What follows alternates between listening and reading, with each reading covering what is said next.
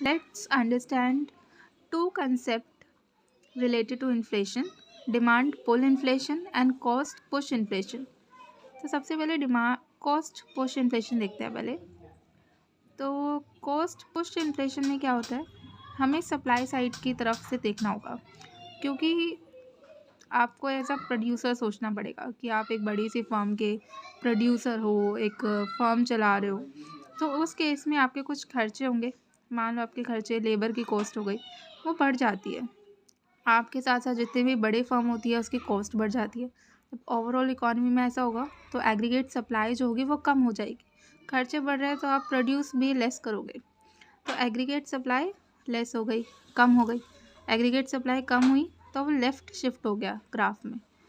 पहले देखो कि सबसे पहले जो प्राइस लेवल था इकॉनमी के अंदर वो P1 था, ठीक है, और रियल आउटपुट Y1 था। लेकिन एग्रीगेट सप्लाई शिफ्ट होने की वजह से प्राइस लेवल P2 पे शिफ्ट हो गया, इंक्रीज़ हो गया।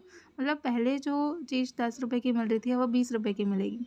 इसकी वजह से जो रियल आउटपुट होगा इकॉनमी में वो भी कम हो जाएगा। ठीक है, let's understand this in English also. Definition देख लेते हैं। Now cost push inflation occurs when total supply of goods and services in the economy which can be produced falls. Fall in aggregate supply is caused by an increase in the cost of the production. वो increase aggregate supply fall हुई क्योंकि production की cost बढ़ गई। If aggregate supply falls but aggregate demand unchanged, aggregate demand गिर रही है लेकिन एग्रीगेट डिमांड अनचेंज्ड है, सप्लाई पे ही फ़र्क आ रहा है, तो अपवर्ड प्रेशर बढ़ेगा प्राइस पे और इन्फ्लेशन पे। इस वजह से इन्फ्लेशन को बोला जाता है इन्फ्लेशन पुश्ड हायर। इन्फ्लेशन बढ़ जाता है। प्राइस लेवल इंक्रीज़ होने का मतलब, यहाँ पे प्राइस लेवल इंक्रीज़ होने का मतलब है कि इन्फ्लेशन इकॉनमी फेस कर रही है। अब डिमांड पुल इन्फ्लेशन देखते हैं।